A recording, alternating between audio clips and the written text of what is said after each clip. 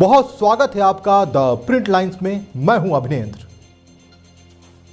मध्य प्रदेश विधानसभा चुनाव के मद्देनजर बुधवार को प्रधानमंत्री नरेंद्र मोदी पहली बार दमोह पहुंचे। जी हां, दमोह एक ऐसी जगह है जहां पर किसी प्रधानमंत्री का आगमन काफी वर्षों के बाद हो रहा है। कहा जा रहा है करीब 3 दशक के बाद कोई प्रधानमंत्री दमोह में आ रहा है। इसको लेकर इमलाई फैक्ट्री के पास 50 एकड़ जमीन को साफ कर सभा स्थल, 3 हेलीपैड और वाहन की पार्किंग बनाई गई। प्रधानमंत्री नरेंद्र मोदी ने अपने 40 मिनट के कार्यक्रम में एक जनसभा को संबोधित करते हुए कांग्रेस पर जमकर निशाना साधा। उन्होंने कहा कि जो लोग नोट के गद्दों पर सोते थे उनकी नींद उड़ गई थी। मुझे भ्रष्टाचार पर कड़ी कार्रवाई करने के लिए कांग्रेस मुझे 100 गालियां देते थे। जो मुझे गालियां देते हैं ये सारे लोग किसी न किसी घोटाले में फंसे हुए हैं, लेकिन ये लोग चाहे कितनी भी गालियां दें, भ्रष्टाचारियों पर कार्रवाई नहीं रुकेगी। आज का ये समय कांग्रेस से सबसे ज्यादा सावधान रहने का है। कांग्रेस वो पार्टी है जो गरीबों के हक का पैसा छीन लेती है। कांग्रेस वो पार्टी है जो हजारों करोड़ रुपए के घोटाले करती है।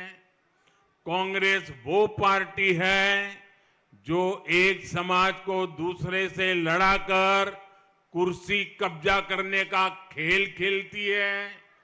कांग्रेस के लिए देश का विकास जरूरी नहीं, राज्य का विकास जरूरी नहीं। कांग्रेस के लिए सिर्फ अपना स्वार्थ ही जरूरी है। और कांग्रेस का हाल देखिए, 2014 तक जब देश में उनको 10 साल लोगों ने मौका दिया था, आपको पता ही नहीं होगा कि देश के प्रधानमंत्री क्या कर रहे हैं, क्या बोल रहे हैं, क्या काम। क्यों? क्योंकि वो उनको कोई काम करना ही नहीं था, रिमोट से चल रहा था, सब रिमोट से। लेकिन एक कांग्रेस की रिमोट की आदत नहीं जा रही है। उस समय प्रधानमंत्री रिमोट से चलते थे, इन दिनों कांग्रेस के अध्यक्ष रिमोट से चल रहे हैं। कांग्रेस की रिमोट की आदत नहीं जा रही है। उस समय प्रधानमंत्री रिमोट से चलते थे, इन दिनों कांग्रेस के अध्यक्ष रिमोट से चल रहे हैं। कांग्रेस के अध्यक्ष सीनियर मोस्ट लोगों में से एक है, मेरे अच्छे मित्र भी हैं, लेकिन आज उनका हाल ऐसा कर दिया है कि वो कुछ कर नहीं पाते, नाम मात्र के रख दिए उनको। लेकिन मैं कभी कभी देखता हूं कि हमारे कांग्रेस अध्यक्ष जी खुद के मूड में आ जाते हैं। कभी ये रिमोट का अगर चार्जिंग खत्म हो गया हो या कनेक्टिविटी टूट गई हो तो उनके मुंह से कुछ अच्छी बातें निकल जाती है। मैंने कहीं पढ़ा, कल उन्होंने पांडवों को याद किया था।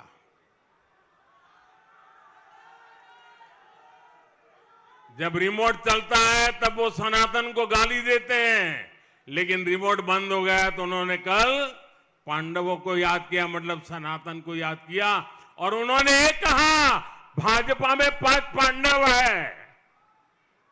देखिए, जब सच बोलते हैं तो कैसी बात निकलती है जी। हमें गर्व है, हम 5 पांडवों के राह पर चल रहे हैं। इससे बड़ा गर्व क्या हो सकता है? साथियों, आप कल्पना कर सकते हैं, गरीबों का पैसा लूटने के लिए कांग्रेस ने एक खास मशीन बनाई थी। आपको पता है, कांग्रेस ने एक खास मशीन बनाई थी। आपको मालूम है? मैं बताऊं? एक बार कांग्रेस ने, प्रधानमंत्री ने उसका उल्लेख किया था। वो मशीन ऐसी थी जिसमें सरकार अगर 100 रुपये भेजती थी तो उसमें से 85 रुपये सीधे कांग्रेस नेताओं की तिजोरियों में पहुंच जाते थे। सिर्फ 15 रुपया लोगों के पास जाते थे। ये उनके एक प्रधानमंत्री ने कहा था। 2014 में जब हमारी सरकार बनी तो मैंने कहा था कि ऐसे तो कभी मैं चलने नहीं दूंगा। तो मैंने सबसे पहले कांग्रेस की इस भ्रष्ट मशीन के सारे टायर पंचर कर दिए। हमने आधार, मोबाइल और बैंक खातों की ऐसी त्रिशक्ति बनाई कि कांग्रेस की भ्रष्ट मशीन टिकी नहीं पाई। और फिर देशवासियों को आज की तारीख भी याद है जब भ्रष्टाचारियों पर बहुत बड़ी कार्रवाई हुई थी। जो लोग नोटे के गद्दों पर सोते थे उनकी नींद उड़ गई थी और देश का गरीब भ्रष्टाचारियों पर कार्रवाई होते देख मोदी का जय जयकार कर रहा था। इसलिए आज ही तारीख आते ही कांग्रेस ऐसे बिल बिलाती है जैसे सबसे ज्यादा काली कमाई उसी को बैंकों में जमा करानी पड़ी हो।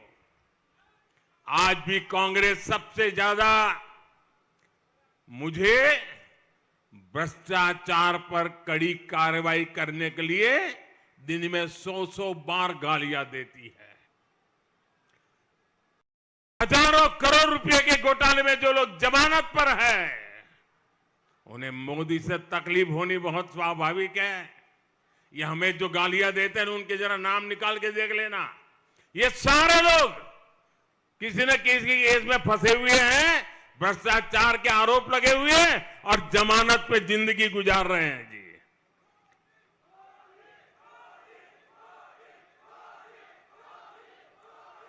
लेकिन ये लोग चाहे जो मुझे कितनी ही गालियां दे, भ्रष्टाचारियों पर कार्रवाई नहीं रुकेगी। मुझे जरा आप बताइए, दमोह के मेरे भाइयों बहनों, इतनी तादाद में आप आए हैं, ज्यादा लोग धूप में तप रहे हैं, लेकिन मुझे प्यार से सच्चा बता दीजिए, क्या मुझे भ्रष्टाचारियों के खिलाफ कार्रवाई करनी चाहिए? भ्रष्टाचारियों को जेल भेजना चाहिए? भ्रष्टाचारियों ने जो लूटा है वो देश को वापस मिलना चाहिए? जो लूटा है वो लौटाना पड़ेगा कि नहीं पड़ेगा? ये आपके आशीर्वाद है ना? मुझे यही आशीर्वाद मेरी ताकत है। मैं भ्रष्टाचार के खिलाफ लड़ाई लड़ने के लिए ही आपने मुझे इस सेवा के लिए जन्म दिया है।